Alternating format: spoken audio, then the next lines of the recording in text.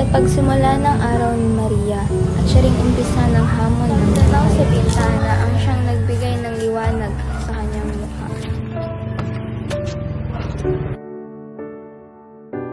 Sa pagsalubong ng kanyang kuya ay siya'y naatasang mamalengke sa bayan.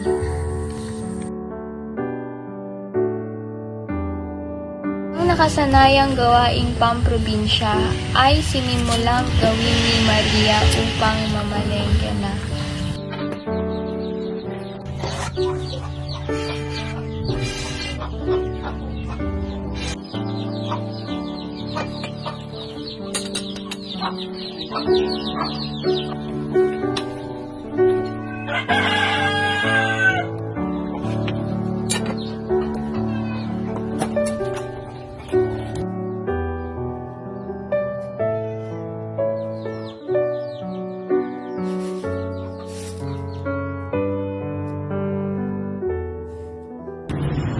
Manghang ipinakitang mukha ni Maria nang makarating sa bayan.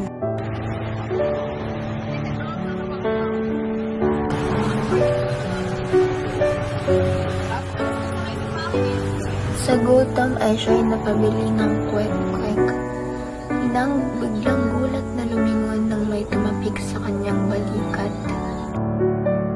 Isang makulit na babaeng mangha sa mukha ni Maria, paulit-ulit itong tinanong sa wikang Ingles.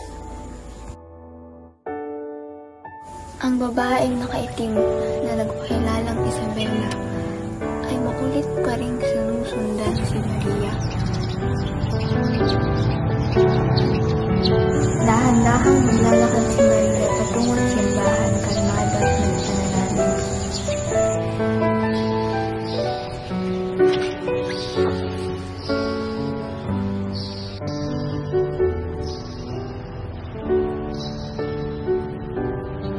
Pagtapos magdasal, nagtungo si Maria sa bahay kandila na nasa gilid ng simbahan.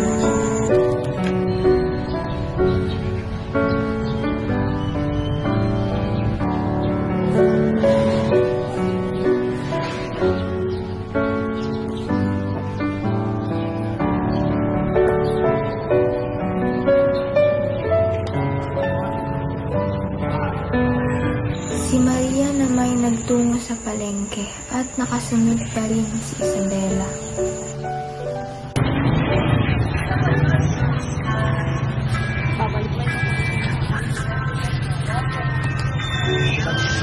Nang matapos ay masayang magpasalamat si Maria at umalis na. Si Maria gutom na mula sa paglalakad, inimbitahan ni Isabela na kumain.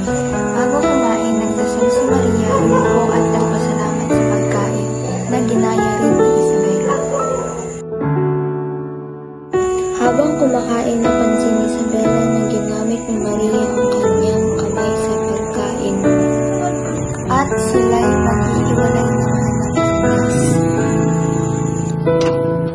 Sa pag-uwi ng babaeng nakaitim, ang mga bagong natutuhan ay sinimulang gawin.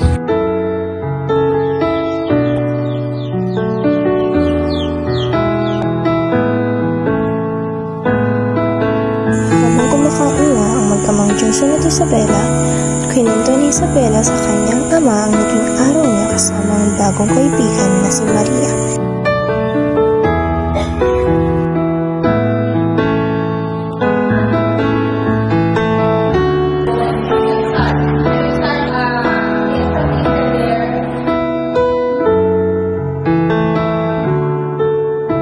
Habang nagmamadali ang dalawa ay silang nagkabungguhan. Sa pagkikitang muli ay muli silang kumain.